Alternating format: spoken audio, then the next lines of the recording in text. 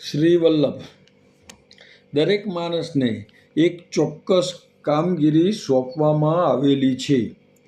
તેની જે તે સમયે નક્કી થયેલી કામગીરીને જે તે વખતનું નિયત કર્મ સ્વકર્મ સ્વધર્મ કહેવાય છે.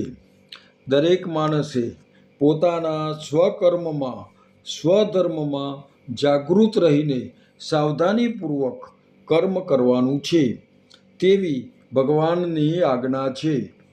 પોતાનો સ્વધર્મ છોડીને નાસી જાય, બૈરા છોકરાને રઝળતા કરી દે, કોઈકનું કામ રઝળાવે અને જંગલમાં જઈને ધૂની ધખાવીને બેસે કે સંન્યાસી બાવા થઈ જાય તો તેઓ પરમાત્માની કોર્ટમાં શિક્ષાપાત્ર છે.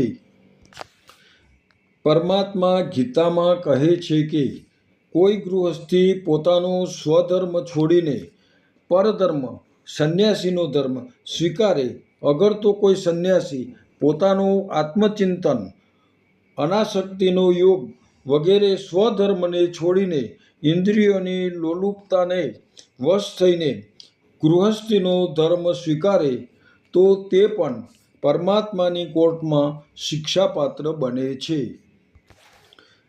પરમાત્માએ જે મનુષ્યનું જે સ્વધર્મ સ્વકર્મ નિત્યકર્મ નક્કી કરેલું છે તે તેની શક્તિનો વિચાર કરીને બહુ સમજદારીપૂર્વક કરેલ છે. પરમાત્મા માણસ કરતાં ઘણા વધારે હોશિયાર છે. પોતાના સ્વધર્મનો ત્યાગ કરવો તે પરમાત્માની ઈચ્છાનો અનાદર કરવા બરાબર છે. બ્રહ્મ, ક્ષત્રિય, વૈશ્ય, શૂદ્રના પણ સ્વધર્મ શાસ્ત્રમાં નિયત થયેલા છે. માતા પિતા પુત્ર પતિ પત્ની દરેકે પોતપોતાની મર્યાદામાં રહીને સ્વકર્મ સ્વધર્મ બજાવવાના છે.